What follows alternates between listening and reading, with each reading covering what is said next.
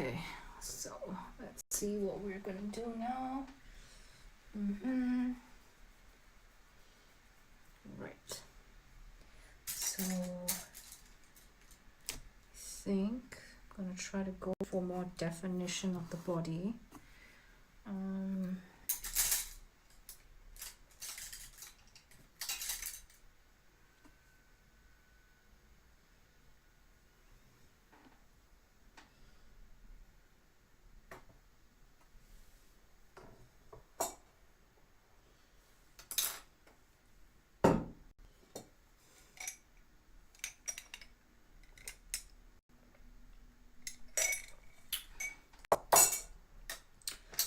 So this was completed in, I mean, it's not completed yet, but I started it off and I streamed live the progress. I haven't actually touched it off camera. I thought it would be good to kind of just document how I I don't know. Yeah, just stream my painting live just for fun. Maybe get a bit of exposure, I don't know. Let's see. Okay, so if I want to get more definition here, I think I'll go back in with some of the shades. So I have the little card up here to tell me what the shades are. I'm going to use this burnt sienna shade right here, which is, count which one it is. Let's see. Burnt sienna would be this one. Going in with a very pointed, how you say, nail art brush. These brushes are actually pretty good for like all the detail work that I want to do. So I'm just gonna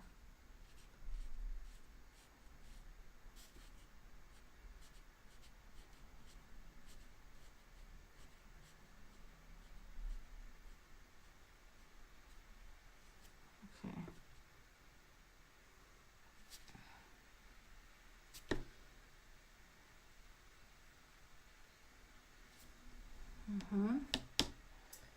Then I think I'm gonna go in with some of that peach that I had. So wiping it off a little bit. And I'm taking the peach shade.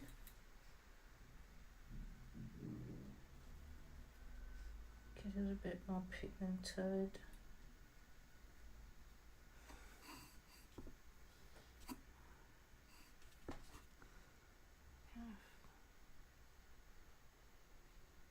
Diffusing it a little, just a tiny bit.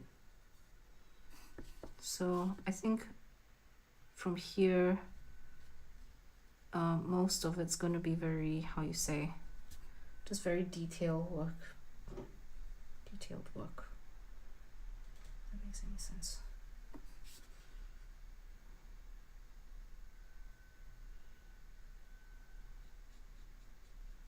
Yeah, I don't want it to be too stark and too dark because that doesn't, then it doesn't look, it looks less natural. Let's just say, and just natural. Maybe I should have just mixed the burnt sienna with the peach first, but we're already here, so yeah, I think that looks nice. Okay, gonna have a bit more definition around here. I think that's a bit of furriness over there. Actually, I should overlay that on top of it. Okay, so let's see if there's any other places I can use as definition. So I think around here would be good for some definition.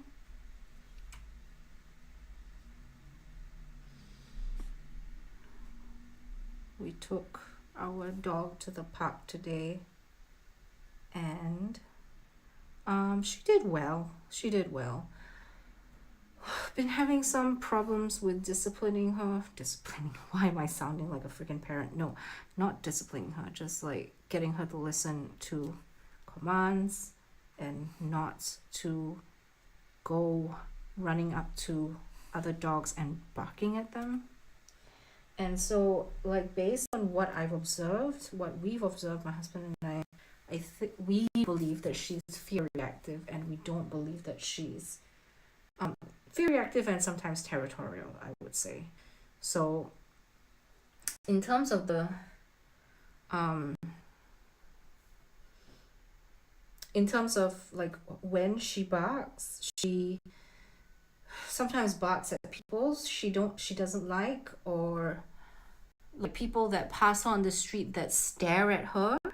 So I assume that's kind of like a fear response. And then some dogs, I don't know what her problem what her problem is with some dogs, but some dogs she will bark at them, will, and sometimes I've noticed that sometimes it's when she's off leash and the other dog is on leash that she will go towards them. She's friendly with some other dogs. It's not as she gets along with quite a lot of dogs, just not all of them. And yeah, so there was an incident in the park the other day, like the local park beside our apartment, that had this dog that she never has liked, and she barked at it. So yeah, the day at the dog park where it's like a free leash situation, leash, not lease. What? She was pretty good. She was pretty good. I would say, well, there was one dog that kind of came too close to her and like was all up in her space, and she started barking at that one, which I don't think is wrong.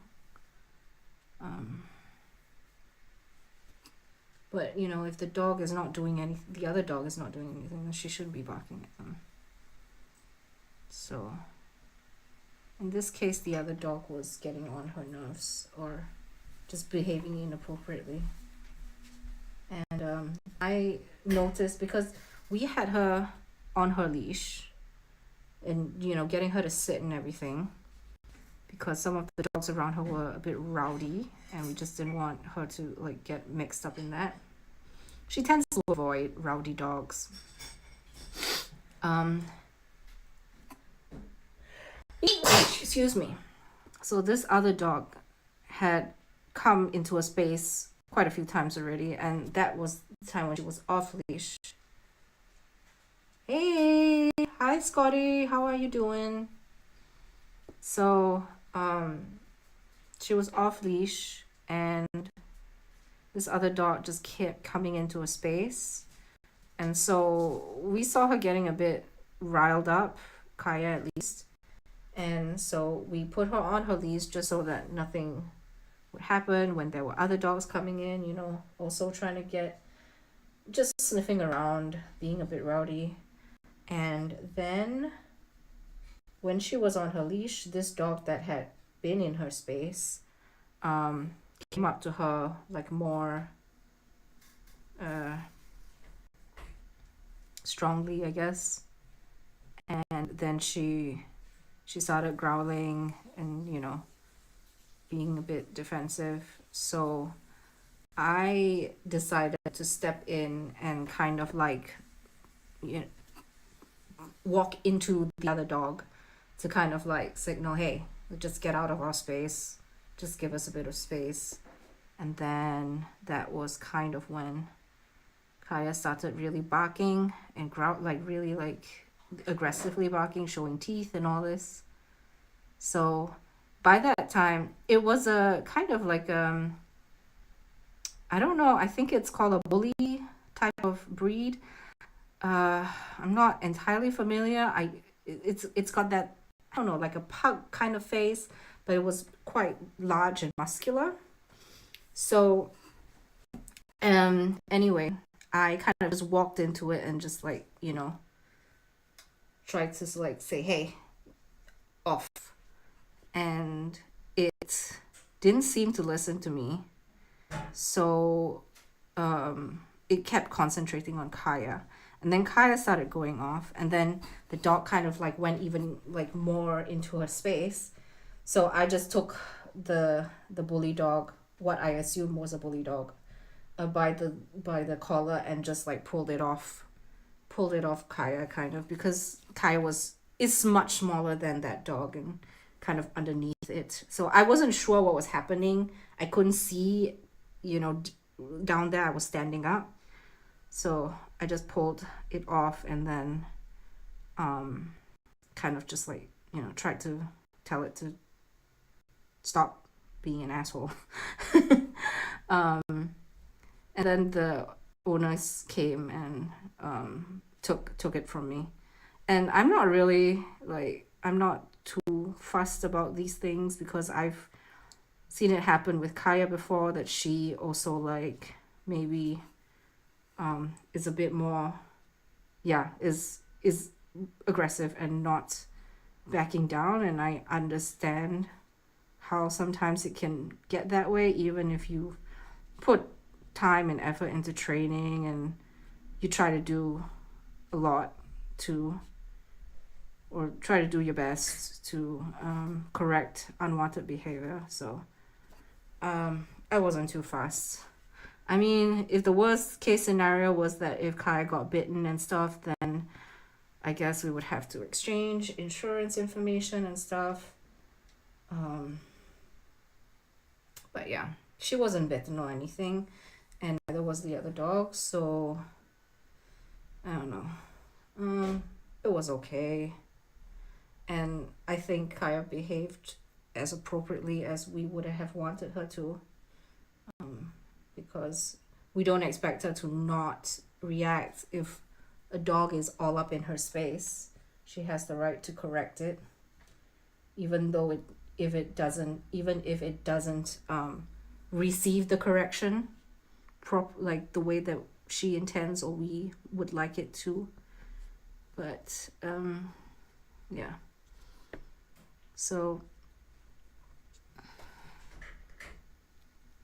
just the other day, she kind of like was off leash with a bunch of other dogs in the other park, and it's not actually a free off leash park. It's it's just a regular park, and you're not really supposed to like have your dogs off leash. But she knew these dogs that she was hanging out with, so I let her off the leash, and they were also off leash, and they were just playing around. And then another dog came. This one was on leash, and for some reason Kaya just kind of went up to it and also started barking at it. She wasn't necessarily trying to attack it. I don't know what exactly she was trying to do. Maybe she was trying to herd it. She's never bitten any dog. It's still an inappropriate behavior. Let me just say, it's inappropriate. She shouldn't do that, and she should come back to me when I call her.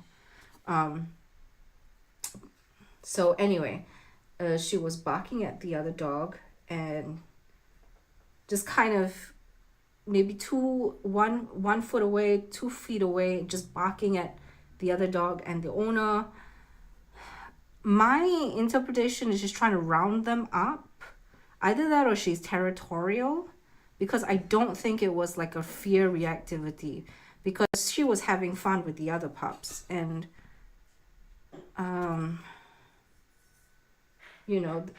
usually when she's with other pups, she's just in the zone.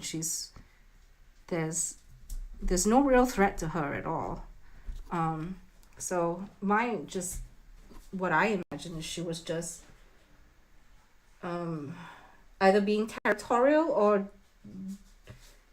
confused as to why the other pup was on leash and was trying to get the owner to let it off the leash. I don't know what she was trying to do. Yeah, and we have a vibration collar. So in Germany, like, shock collars are banned, and I also wouldn't want to use a shock collar even if it wasn't banned. I've heard things about vibration collars being worse than shock collars because of the inability to have different levels of the vibration, but at least that's the reasoning that I've seen as to why it's worse. But this vibration band that we got, it's made in Germany, and it has the vibration and tone, and that's all it has. And it has degrees of the vibration, but not degrees for the tone. So there's like, I don't know, like 20 levels or something like that of vibration intensities, and we typically keep it very low. So I use the vibration collar to get her attention. It's mostly to get her attention, and try to like snap her out of it, because when she's kind of concentrated on something, the idea is to snap her out of it so she redirects her attention to where we want it to be, which is on us. And in that sense, we gain back control of redirecting her to what we want her to do, the appropriate behavior. So so I used the vibration collar when she was like going up to this other pup and kind of barking at it, but she wasn't really, like, it didn't work immediately. It took some time. I did see that she could tell that something was like off, in terms of she could sense the vibration. She knew it was there, and she was getting kind of sidetracked from her mission of either hurting this other dog or being territorial over this other dog. I could see that she was getting distracted from it, but it didn't give me access to her right away. And that is actually what we would all want, I guess, is to just once you zap it, she redirects her attention, and then you tell her, okay, come here, and all of that stuff. But it didn't happen that way. So it took a while, but she eventually did come back to my side. I think without the vibration collar, it would have taken longer and it would have been harder to get her to finally come back to me and behave in the way that I want her to behave. So yeah, I think the vibration collar did help, even though it's not like an immediate vibration collar solves everything. No, you have to work with it. You have to also learn how to stay calm and tell her exactly what you want. And yeah, so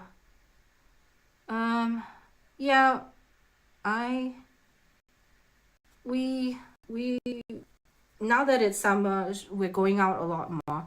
When it was winter, we just didn't have as much reason to go out because of lack of sun. It's very cold. Snow. Well, sometimes it was just very rainy and cold, so it's not great weather to go out to the dog parks and stuff. But now that it's summer, we are starting up again, and yeah, so hopefully we continue with the repetitions of behavioral correction, and she gets the message and she behaves. But to be honest, it could also just be it's because it's summer, or spring into summer. There's lots of new smells, and it's more exciting for the dog, and that's why there are more instances of misbehavior. There are a lot more dogs out as well. So I don't think necessarily she's regressed into anything. I think it's just there's just greater opportunity for her to misbehave. There's greater opportunity because there's more opportunities to meet other dogs, to be excited in the dog park because of all the smells of the new, the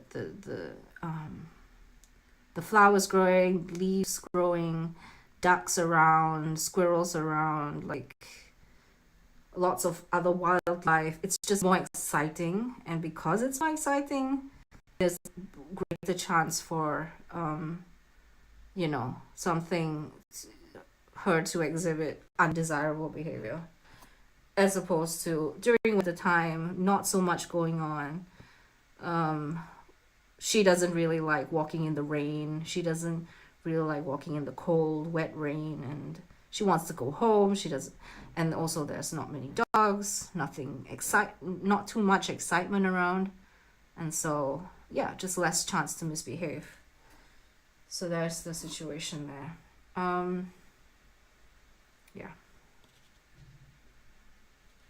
And I think I've also gotten a better handle on her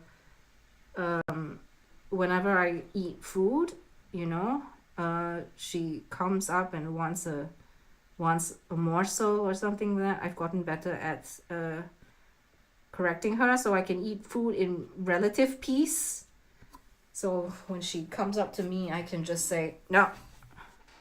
And then she just waits for me to give her a crumb at the end of my meal or something like that.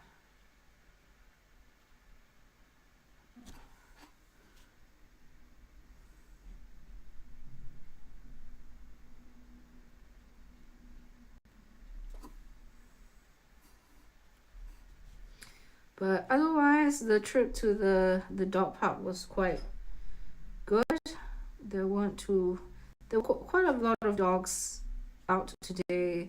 It was very sunny. It was nice weather, so lots of people were out, and she was enjoying herself.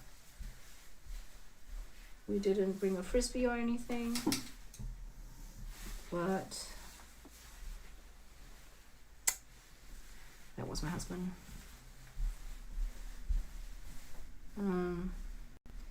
We forgot to bring the frisbee, but she was quite entertained, I think, looking at other pups as well.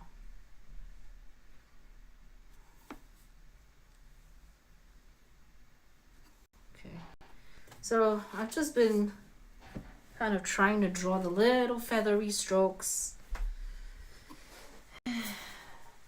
Somehow some of the strokes are not as pointed as I'd like. These are fine, I think, but maybe these need to be pronounced. I don't know.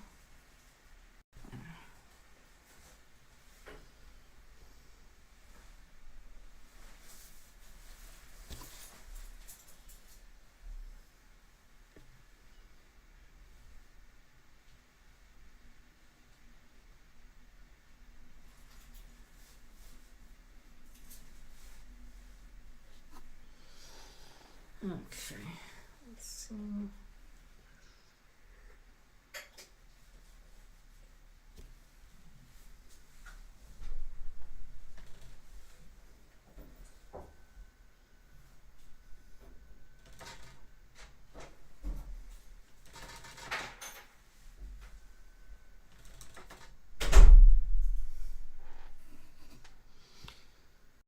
Bum, bum, bum, bum, bum, bum, bum, bum, bum, bum. So, yeah, that was my day today pretty much.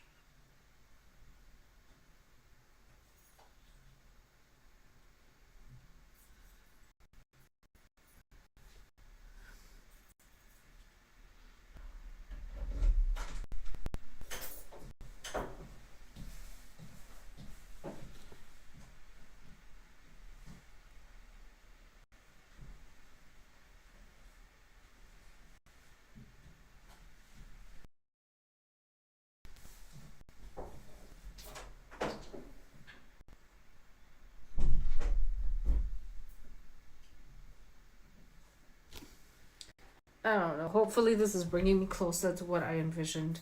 I'm not entirely sure.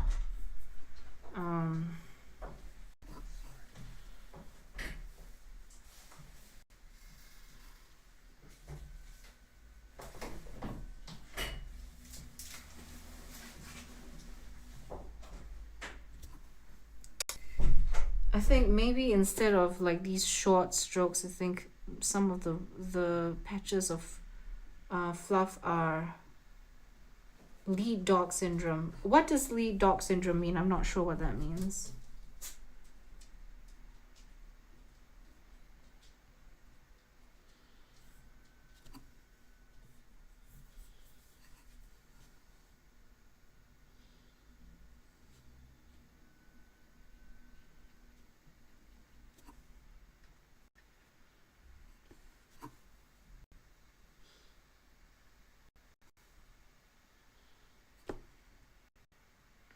I think these strokes, I've done really tiny, tiny, teeny, tiny strokes, but maybe they're actually more uniform. Like in the actual picture of the bird, kind of like they're like, I don't know, like rows of like even feather definitions. I'm not sure if I'm saying that right. Um, yeah.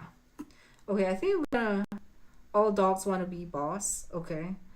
I don't necessarily know if she wants to be the boss. I think she's okay with being submissive.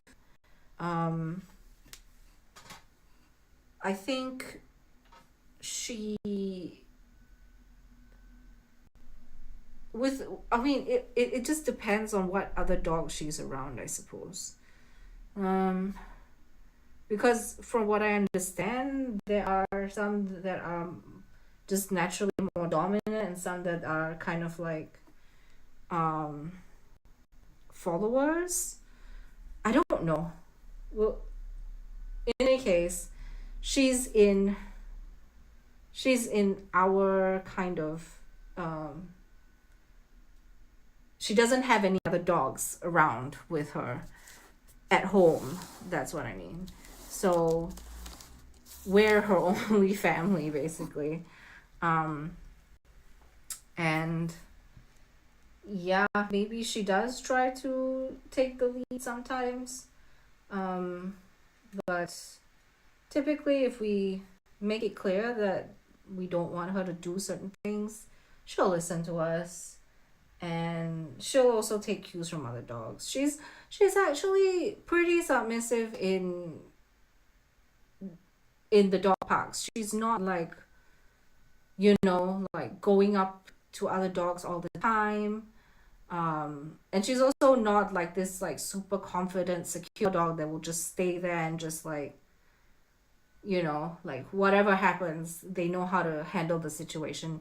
If a dog comes too close, they know how to correct them properly. Or if a fight breaks out between other dogs, they go to the fight and kind of like check the dog that's not doing the right thing, basically. So I've seen like dogs like that in the park where, they monitor situations. If other dogs get into fights, they step in and they correct the other dog that's not behaving appropriately. She doesn't necessarily do that all the time. Sometimes she she will correct other dogs' behaviors. But for what I've noticed, at least for her personality, is she's quite submissive to other some other dogs. Not all of them, but um, typically the larger breeds. Typically, she is more submissive to them, and she doesn't necessarily interact with them all the time. She will interact with those that, you know, I guess she gets along with, has the right energy, matches her energy. Yeah, so.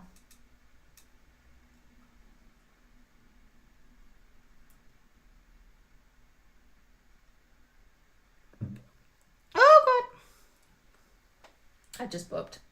Excuse me.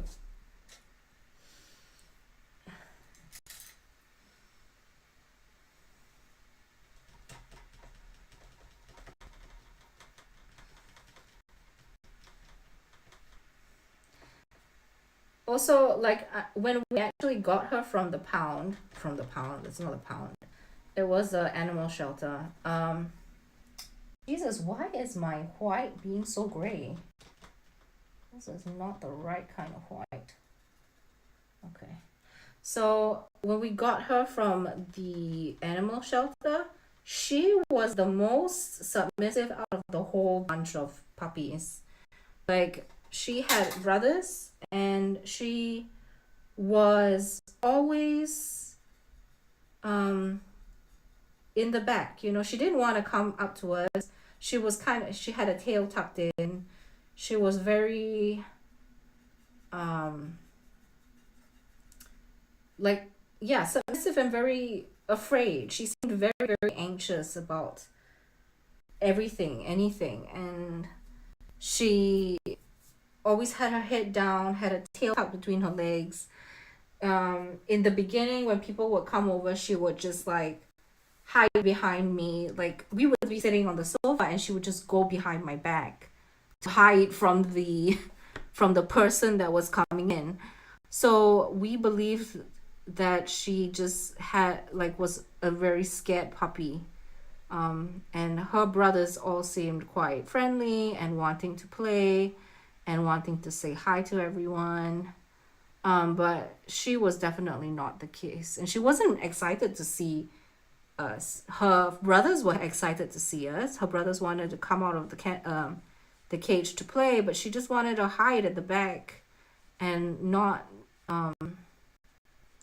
not interact with anyone. Basically, she was curious as to what was going on, just a little bit, but she would, if we looked at her, she would like kind of walk away, and her tail was always tucked. She always seemed very afraid. That was when we first met her as a puppy. Now she's not like that. Now she, like, when people come over, she won't hide behind us necessarily. She will stick with us quite a bit. Um, but she's also fine kind of sniffing the visitors that come in, and she also does, do the alert bark when they come. So yeah, we just assumed that she was a lot. I don't know. Maybe she had bad experiences with people when she was in Romania, or however, whichever um, places of contact with humans. Um, yeah. Anyway, so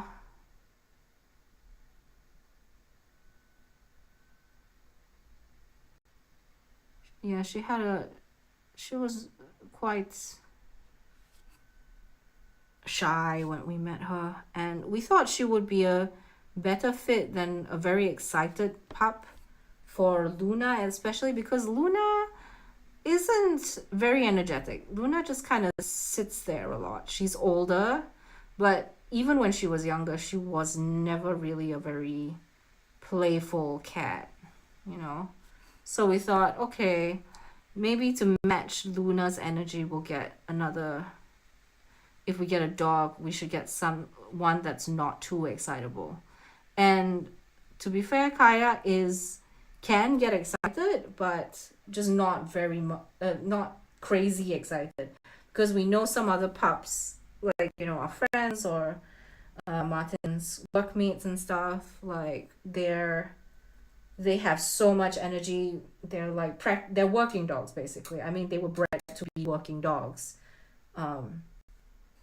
And yeah, so they're like hiking many hours a day, and their energy has to be drained a lot. And she's not like that. She plays a little bit. She runs around like at really high speed in the park, or playing here for a while, and then she's happy and content. She doesn't need like constant exercise and stuff. So I think it depends on like what traits that the humans, not human, but the humans breed the animals for. I mean, with certain breeds they're bred to fight. With certain breeds they're bred to herd sheep and stuff like that. And I think Kaya has a bit of that herding gene. She tends to want to round people up sometimes, not all the time, sometimes. I think she has some of that. She wants to like round people up. But she doesn't really know where to bring them. She just like, okay, I want to round them up, but I don't have anywhere to bring them. I just want to control them somewhat. So it's just really weird. Um, yeah. So we try to fulfill her instincts, I suppose, by bringing her to the dog park and letting her play with other dogs. Um, teaching her tricks and stuff, just so that she's not so bored. Teaching her tricks, playing fetch with her. And I think for the most part she's quite a good fit for us. Quite a good fit for us. I hope I'm doing this right. I think it's shaping up to be how I would like it to be, I think. Right now I'm just adding like more intensity for the details.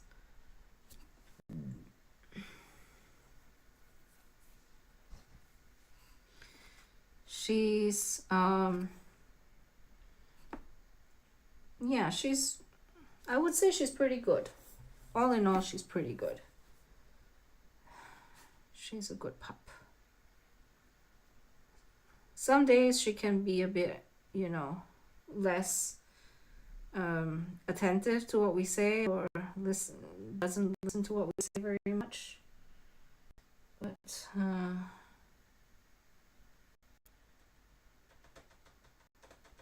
for the most part, she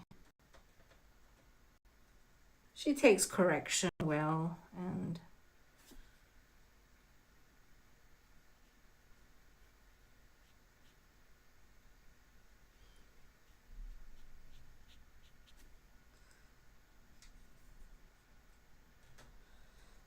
I mean, I've also been watching some of this, you know, like dog training videos and stuff, and there are different philosophies on how to like the best way to treat dogs or how to view them and stuff like that.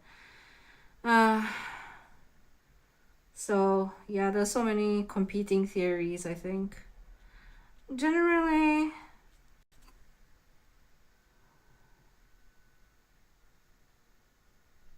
I think the blue is a little light. Yeah, the blue is light. Trying to get the blue to match the one in the picture. But yeah, it's probably not as, yeah, the one in the picture seems more dull and muted, and right here it's looking kind of bright. Let's just say it's kind of bright. So I think maybe around here I should like tone it down. Anyway, kind of more of like a desaturated, not so vibrant type of blue. Something more, I don't know. Maybe I should just add some gray to help it out, to make it less.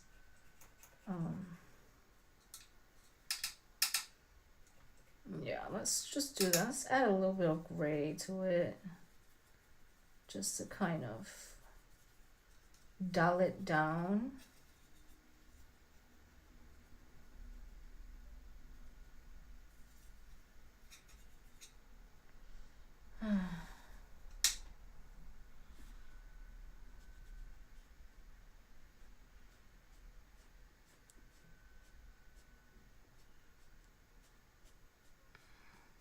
Yeah, I think that this kind of blue is a little bit more in tune with what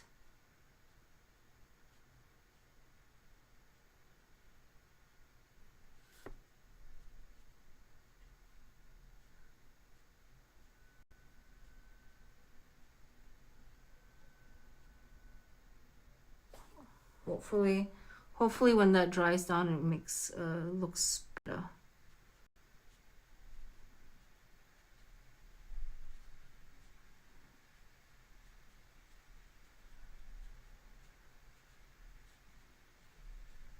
So I probably would be able to do things much faster if I wasn't talking, because it's talking takes concentration and so on. But yeah, I think it's also good to like stream these things, especially with like, well, not, I don't know. It just depends on how you look at things, but like with AI and stuff, you know, I have I have some feelings about AI. I have feelings. Um Especially from an artistic kind point of view, how nowadays like there's AI where you can just prompt the software, and it and say, okay, draw me a picture in the style of, I don't know, Monet. Draw me a bird picture in the style of Monet, or draw me this in the style of, I don't know, Caravaggio. I can't remember his name. The guy that does like really, really realistic paintings. Um, or did. He's gone now. He's long gone. Um, and then it comes up with it, or transform this picture of my cat into like a Renaissance painting. So it's kind of all of these kind of things. And yeah, I don't like that, because I know that the AI is being trained on the work of artists that have not consented to and have not been paid for their work. You know, they just train it based on like whatever's out there. And they train their models based on existing artworks, and of course they have not paid the artists for their time, whatever that's on DeviantArt or, I don't know, Instagram, Pinterest and stuff. Yeah, so I essentially it's plagiarism and theft. And it's what they're it's one thing to just do it just for fun, but it's also another thing when it's like it comes to like making a profit out of it.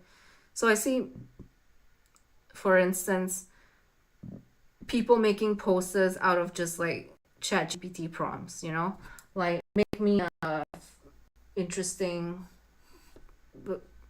art picture of, I don't know, a fox or something, and they're selling that on Etsy and stuff. And that, I mean, beyond competing with actual artists that put in the work and time to do things like that, it's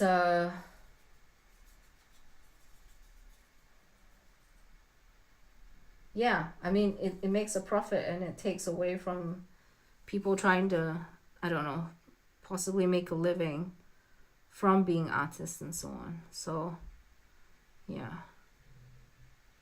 uh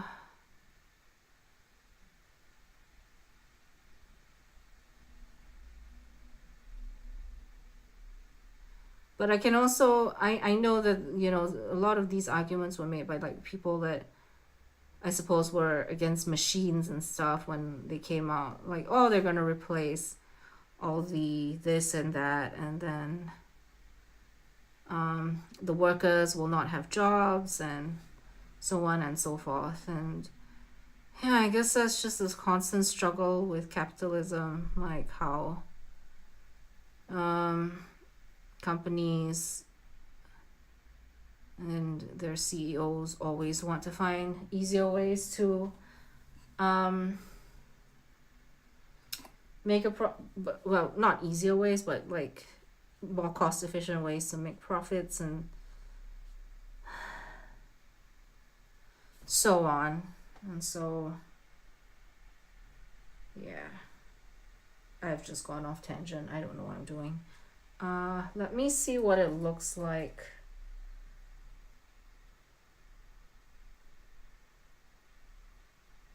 Mm.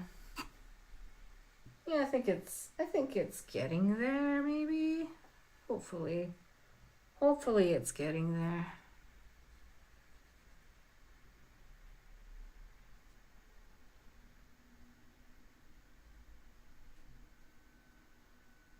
And as you can see, this definitely takes a lot of time. And if you were to put this in Chat GPT, it just takes like a few seconds to create whatever I'm doing. And I'm definitely taking a lot of time. It's painstaking work.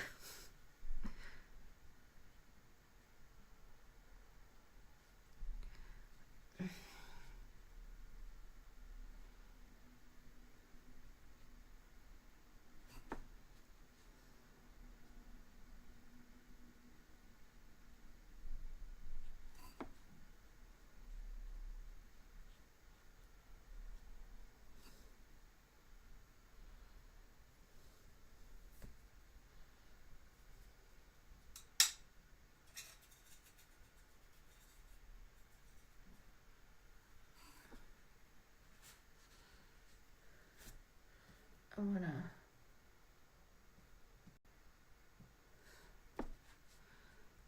see, let's see. Martin went to a party yesterday and it was a theme party and it was like, I think it was pirates or something. So he dressed as a pirate. He took one of my earrings, one of my scarves, and like one of my pants and used that to dress up as a pirate, which was funny. And then he got hit on by a guy. um uh he got hit on by some guy at the party and he said, "Oh, I'm actually married." So that was funny. I don't know like how I feel if a girl hit on him. I guess I would also find it somewhat amusing, maybe more threatening, but uh I would also want to know like what she was like. So I kind of asked Martin like, what was this guy like who was hitting on you? Said he was a hairdresser or something.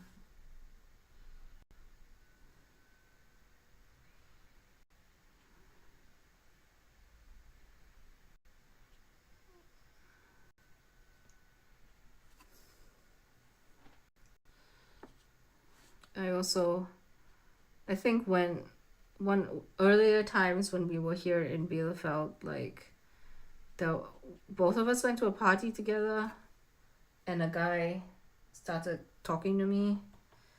Um, I suppose his aim was to hit on me. So Martin was there, and then his other friend told him, "Hey, I think someone's trying to put a move on your girlfriend." But yeah, Martin's never really like. I guess he didn't really react that much. He was like, "Ah, she can handle herself."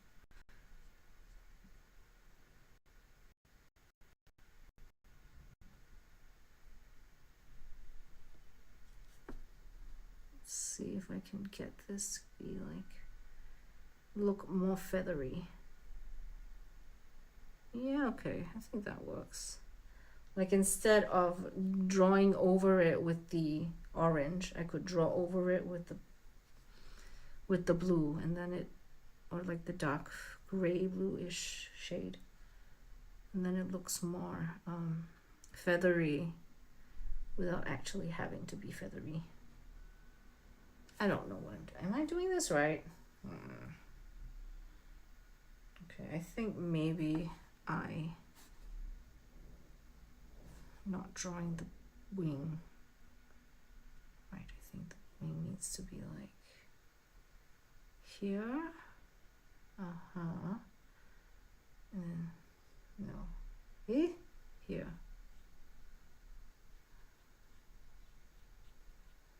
That's okay if it's not perfect. I don't really mind.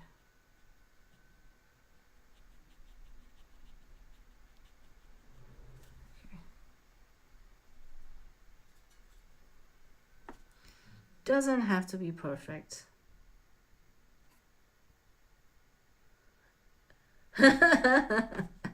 Yes, of course.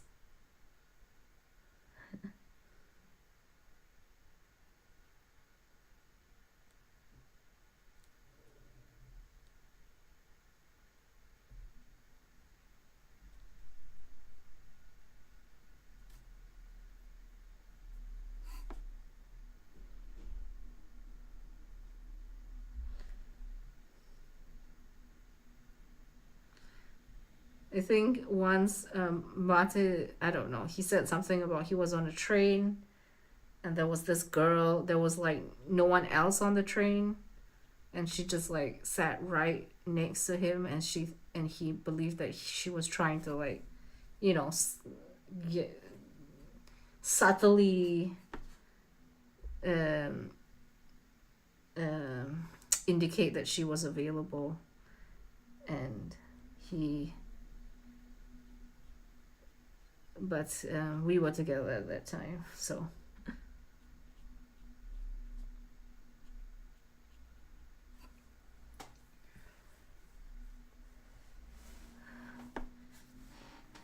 okay. I think the definition of the feathers on this side, I don't know how I'm gonna go about it. I think it'll take a lot of time to kind of try to figure it out. Let's see.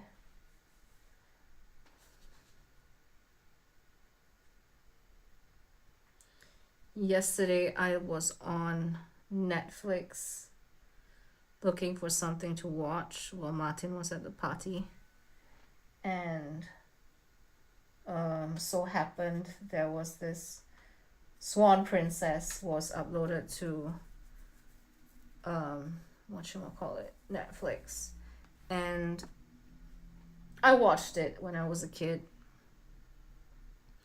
and so I just rewatched it for fun. It was kind of, I mean, it was nostalgic, I guess. Um,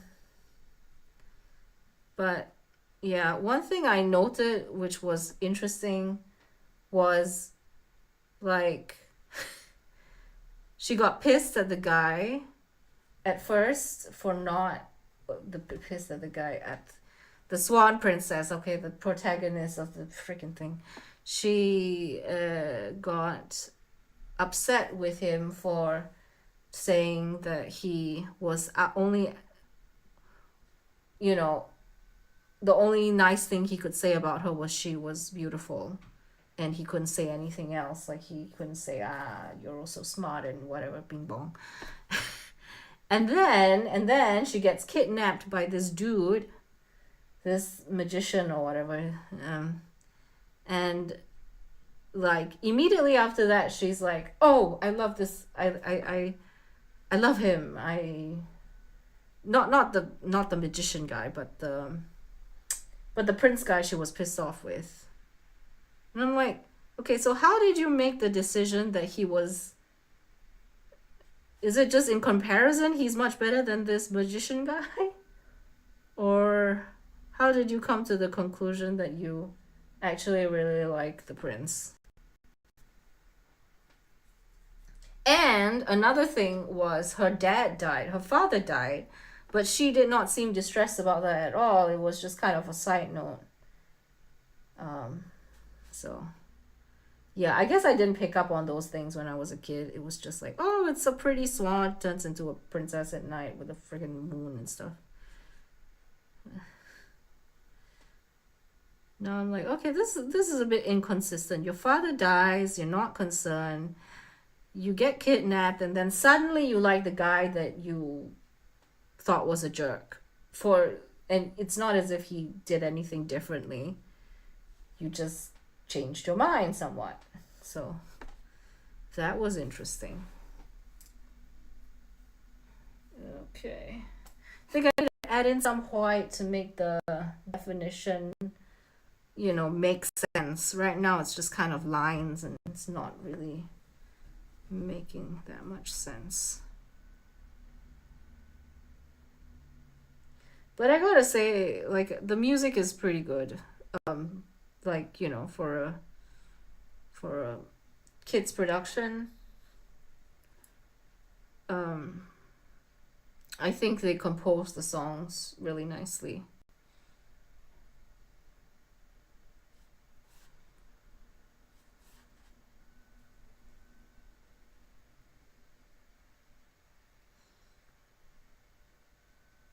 And the people singing, like the people playing the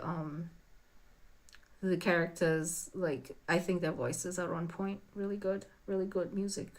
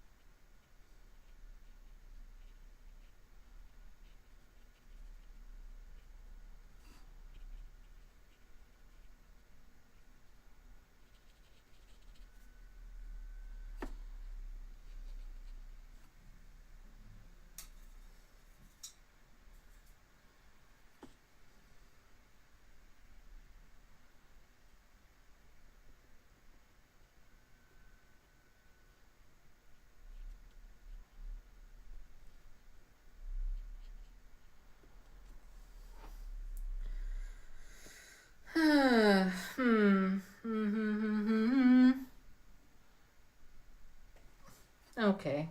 Well, yeah. I might just end up working on some of the finishing details like offline because I'm finding it hard to concentrate. But I'll still paint for a while. I'll still paint for a bit. I won't leave the stream just yet. I did want to do it on Twitch at some point, but I didn't manage to have the stream key sent to me from Twitch. So, I mean, as in, I couldn't see the stream Twitch. Stream Twitch? What? The stream. The thing. I couldn't see the thing. The stream key was not available for viewing. Like when I was in the portal, so I couldn't actually stream anything at that point. I am fluent.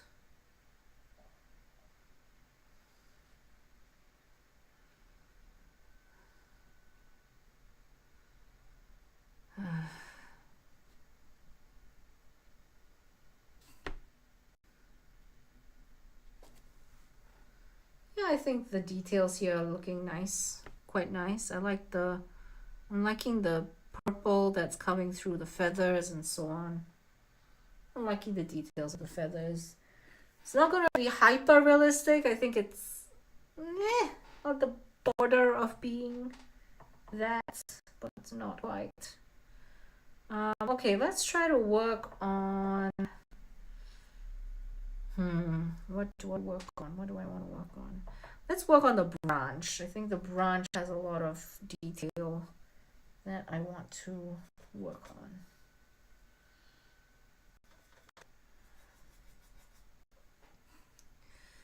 Okay, so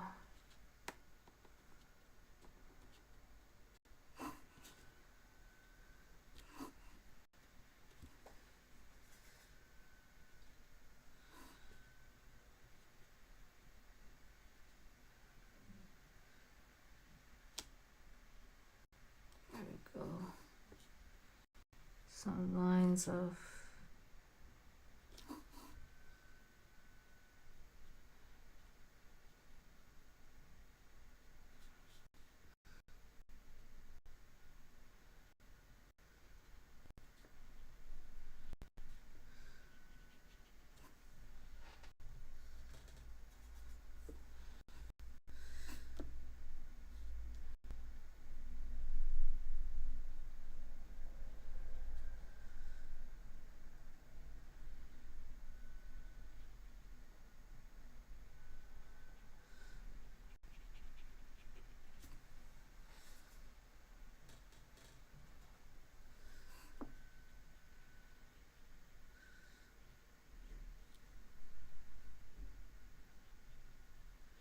There we go.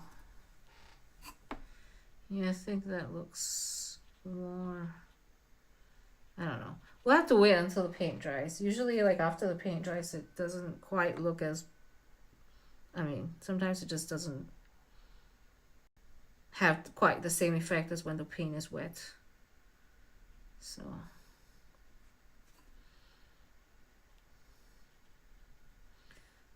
yeah. Let's see. Let's see. I also should work on the feet. The claw, the claws. That's what I meant, the claws. I feel like this claw looks kind of weird, and it just looks weird. Doesn't look like what I need it to be. So I'm gonna go in with the black shade.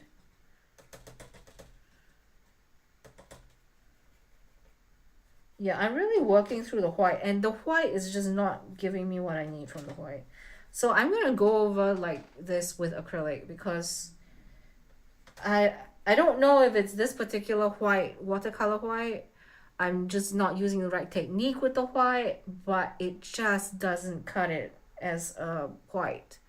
Like when I use white with acrylic, there's definitely so much more definition.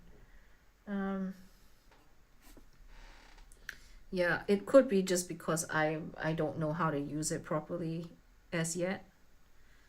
But okay, let's see.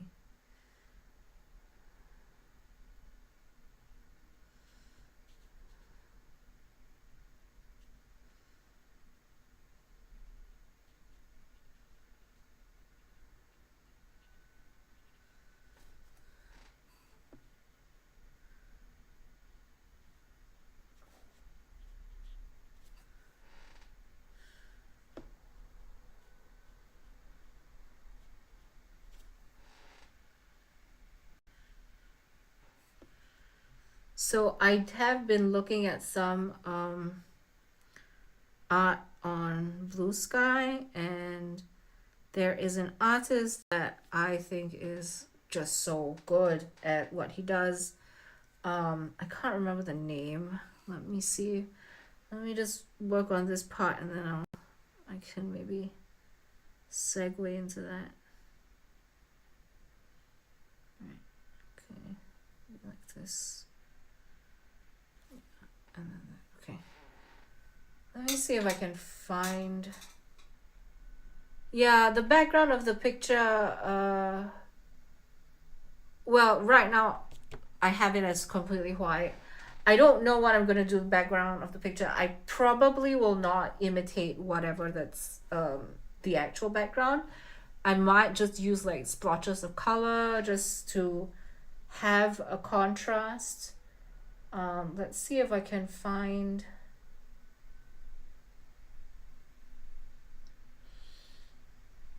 That. I have to open Blue Sky. Okay, let's see.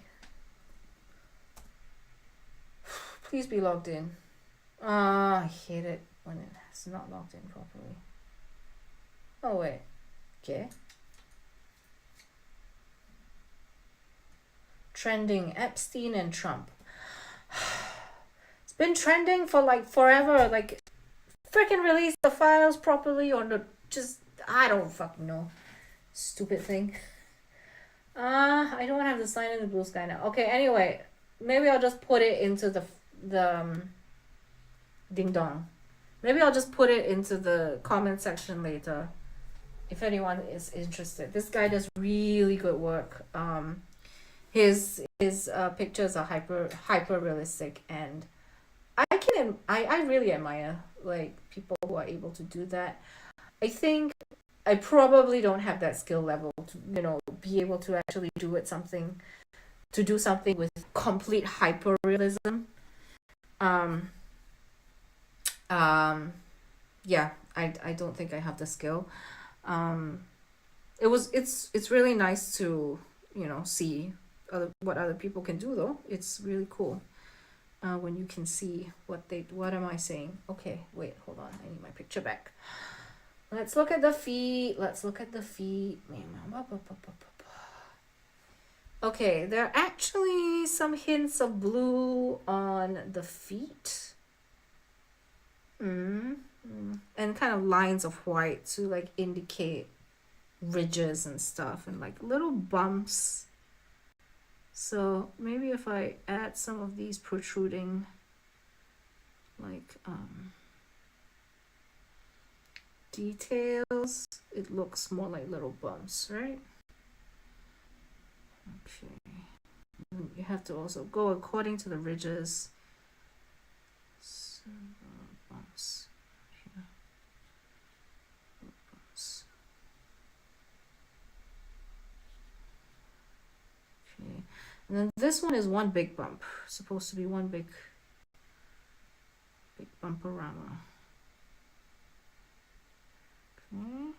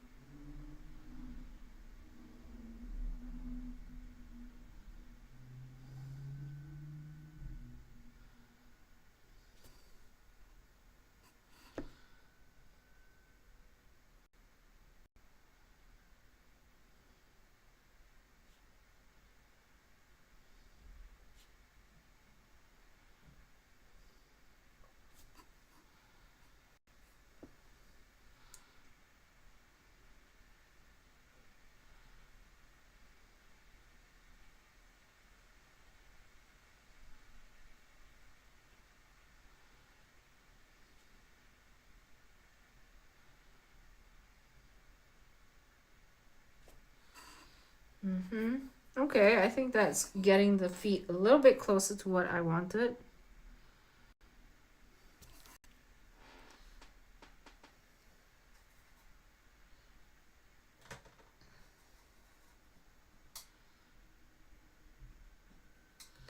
This one, the ridges aren't so pronounced, but it's still there. So, some ridges here, some ridges. I'm excited to get my new brushes. I hope they actually do help me, like, paint better. I mean, at the moment, what I have right now seems to be quite useful. But there are just some effects I would like.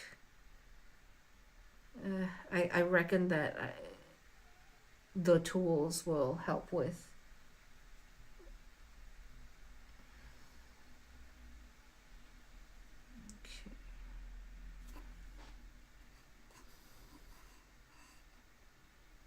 I think that looks reasonable. Let's see.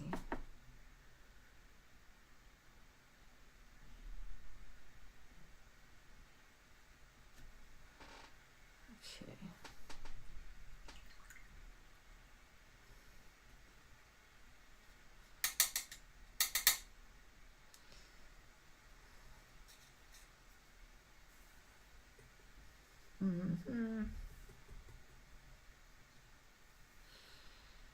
I guess they're a little bit more like splotchy, like bits here of grain that I could add in. Maybe if I go with like a stiffer pointed, yeah, this one should work for that splotchiness. It's gonna take a while though.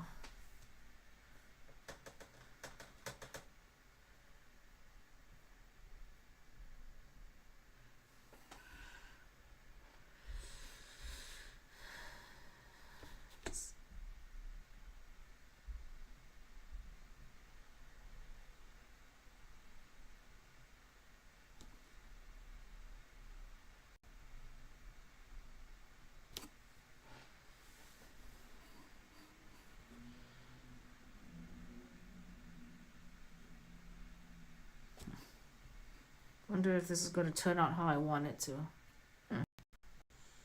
we'll see. Yeah. Doesn't have to be precise. At least for me, I don't mind it not being like completely the same as the actual picture. So like here, I don't mind like just doing random bits and just making it look somewhat grainy.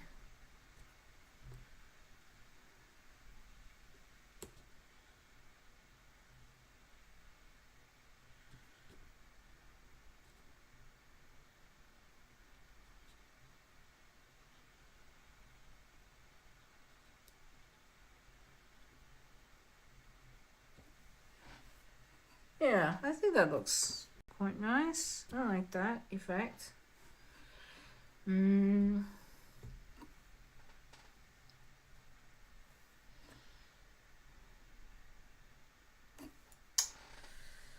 Okay. I think I should work on the beak. I feel like the beak is just not beaking. It's too drawn. It's... Oh, oh. Did I? Oh no, oh no.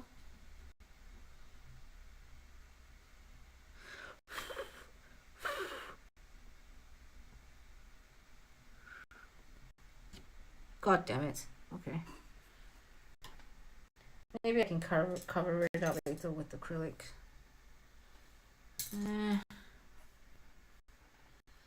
Maybe it actually works like this.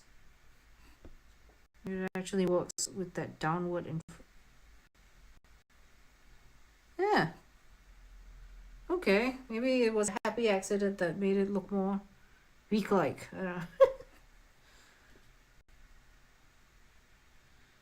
Okay.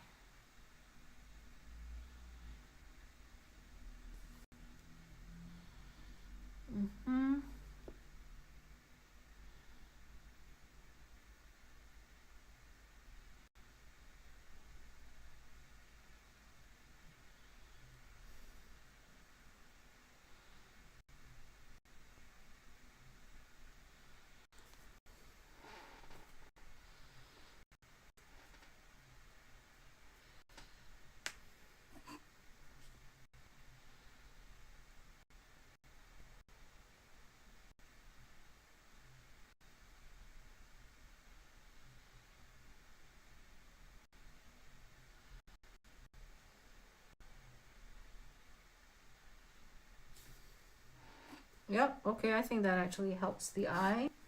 The little dots are helping. Like these little black dots are helping.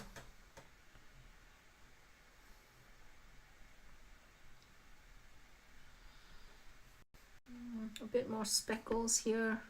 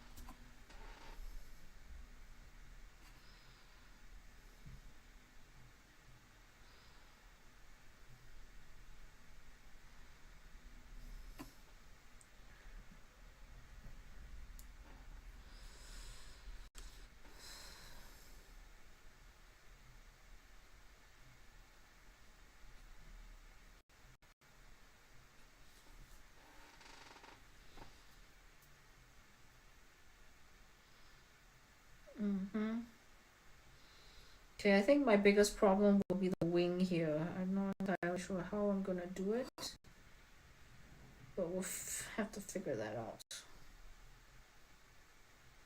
I think the rest of it I'm quite pleased. The white is what I need. I need some white. And maybe some more like proper detail around here. This I just kind of splotched on the yellow, but I didn't do any detailing with it. So maybe if I get some of that.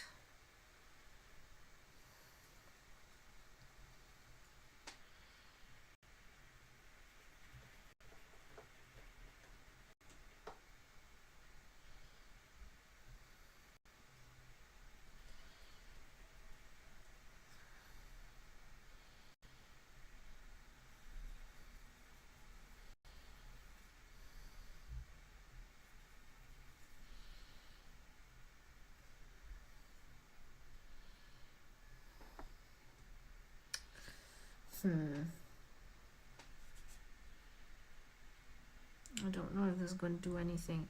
Because if the color is lighter, then I doubt it's going to like come out as like good strokes. No, it's not the same. If it's darker, you can see the contrast. So maybe what I need is the contrast with the blue. Or maybe I just need the white. Maybe I'll start using the acrylic and see how it goes.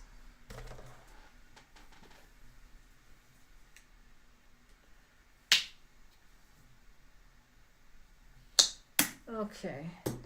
I have my white.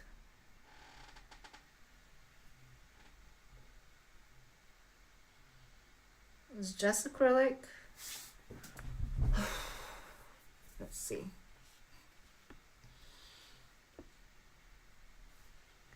Gonna start somewhere.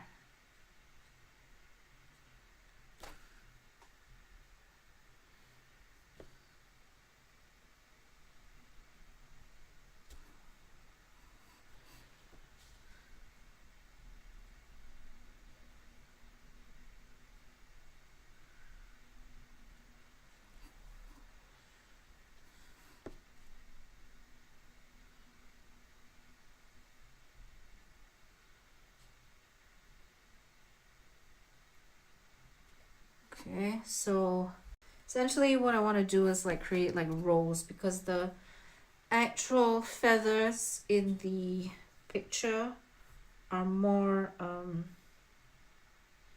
how you say, they are kind of segregated into rows.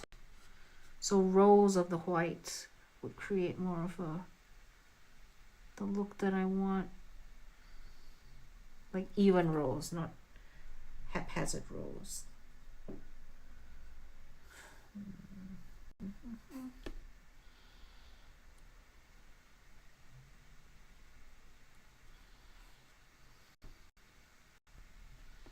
And just small areas that are even.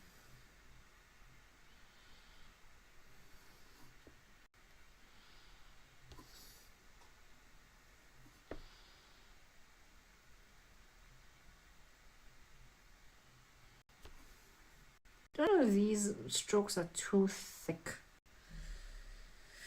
Maybe I need something extremely pointy.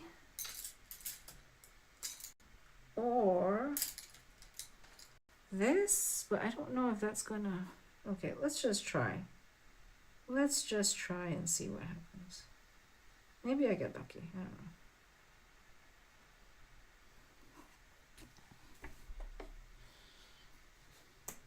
Because if it's rows, then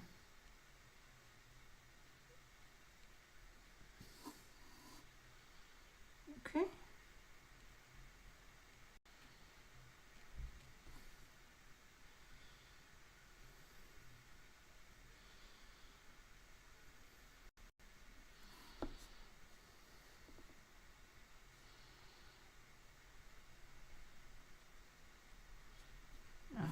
Oops. Too thick. Too thick.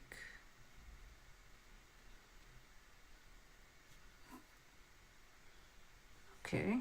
Okay, I'm liking how this is going so far. I think this is good for the rows of feathers.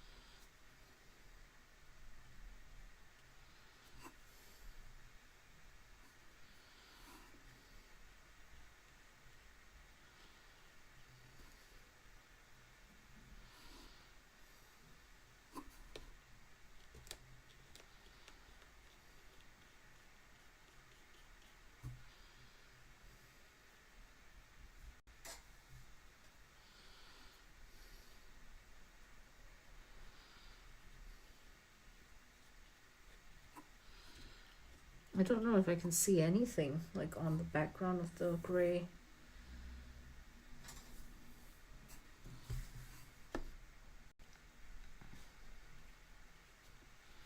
Maybe I should have like a generally like kind of very very light muted gray and then do the white over, so that that would actually be contrast with what I'm trying to do.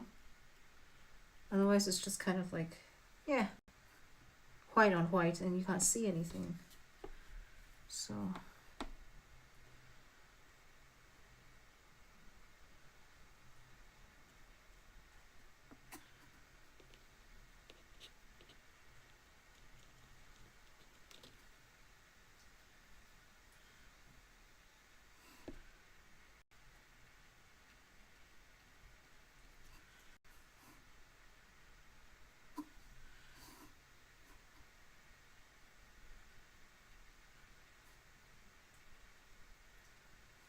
maybe if I dab, that's a better effect.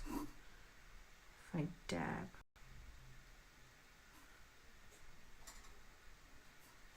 So instead of pulling it down, dabbing.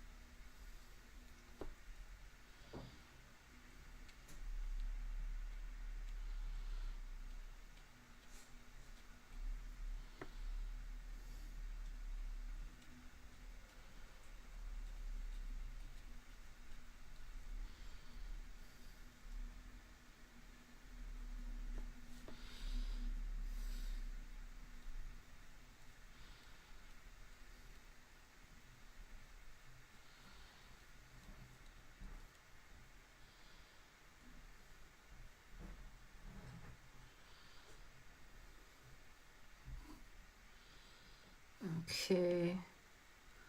Yep, I think this method is helping.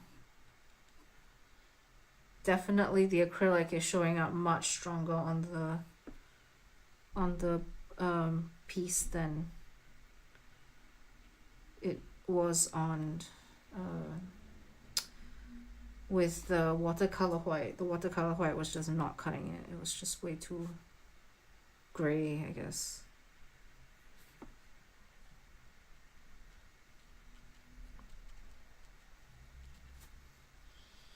I do have a bunch of these like frayed brushes. How you say?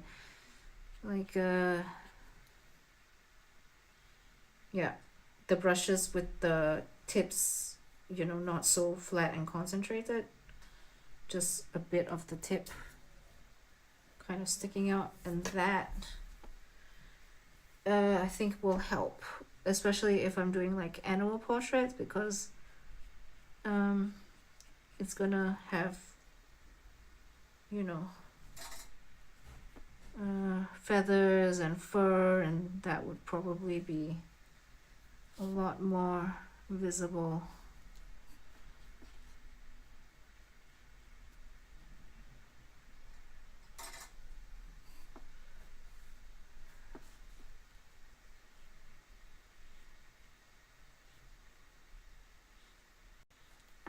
Cool. Okay. So, yeah. In general, I think it's working well.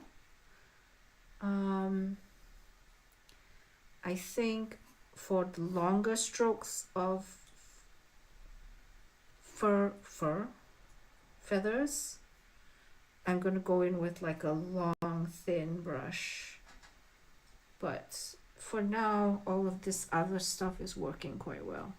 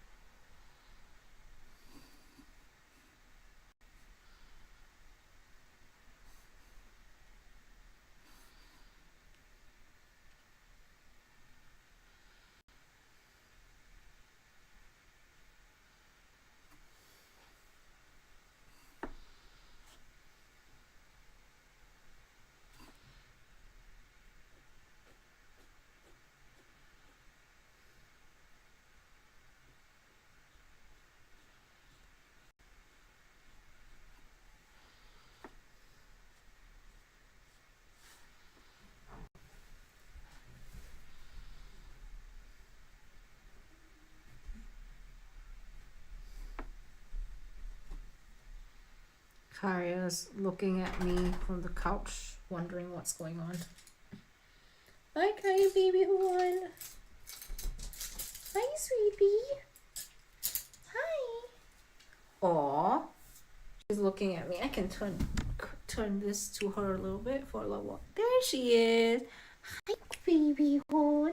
Can we paw? Can we paw? Yeah, thank you for paw. Can we turn? Turn. You sit. And down. And paw. Thank you for paw. Okay, I'll give you a treaty. Let me go get her a treat. Come, baby.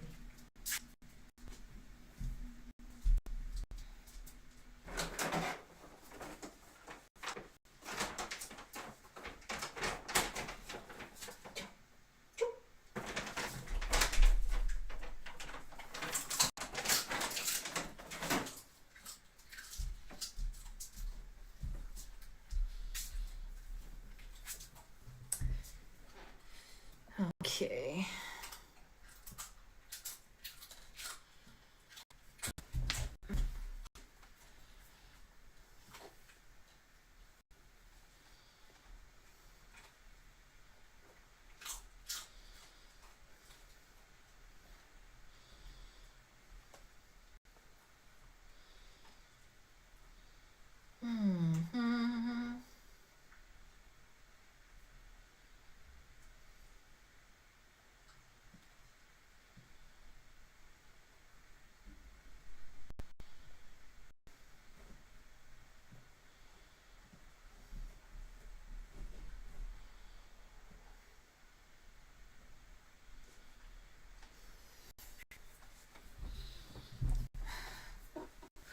Oh yeah.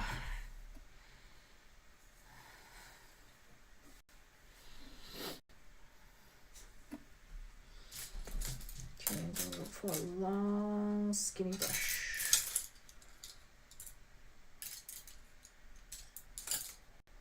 I did have one just now, I just don't know where it is.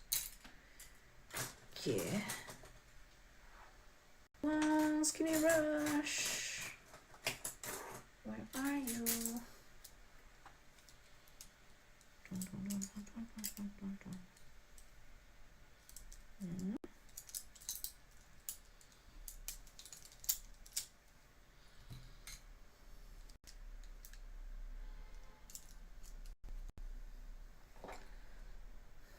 It's a long, skinny brush. Ah, there it is.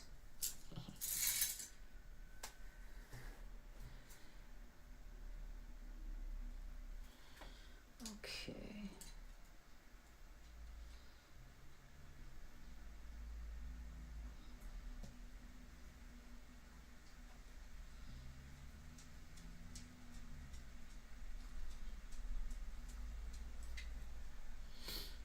Okay, so why did I wet the brush? I don't need to wet the brush. Hi, Kaya. Ooh, oh, I don't know if that's good. Okay. She's bored. She's looking at me. Hi, baby. Oh, yeah, hi. What are you looking for? Looking for treats in my pocket? No, no treats for you. Just gave you a fish stick. Fish stick. Fish thing. Gave you a fish thing.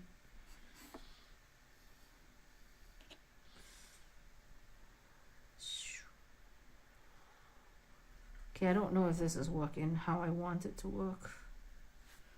Not quite. Okay. Switch tactics. Let's try another brush. A short, very precise brush probably would work. No, this is a metal thing. Yeah, okay, I think this one will work. Okay. Hi, baby. I know you're bored. I'll probably log off soon so that I can like entertain Kaya for a bit. And maybe concentrate on this. The tiny little details. She wants to go outside. Nah. She has a button she will press when she wants to go outside. We have, you know, these little button things that you can get where you record a sound and you can train them to like press it when they want something. So she has two button. Well, we have a bunch of buttons, but I didn't train her for everything I wanted to because I was too lazy to train her for that. She has a button to press for food, and she has a button to press for outside. And yeah, I think now she just wants my attention because she's bored. Coincidentally, she also presses outside when she is bored, but right now she hasn't pressed it yet, so I'll attend to her in a second.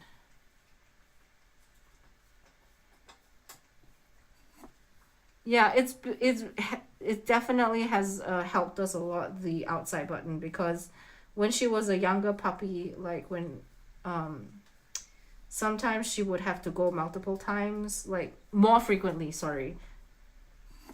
I mean, she still has to go multiple times per day, but as in she would need to go to the bathroom more frequently, or if she had like a diarrhea problem, you know.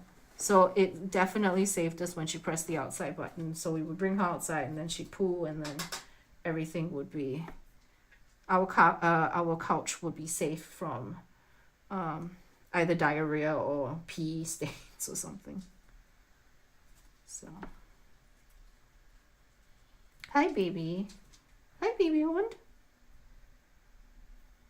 Okay, I think I'm gonna stop from here for now, and then I might do a part 4, I'm not sure, or I might finish this off camera. Oh, this white works nicely for the ridges appearance. Okay, well thanks whoever stopped in to watch, and thanks Scotty for being in the comments and saying hi and everything. It was nice to see you online. Hope you have a good day ahead. I'm assuming it's, wait, I don't know if you're behind me or in front of me. You're behind me. I think you're behind me. Yeah. So, ciao ciao for now. And see you next time.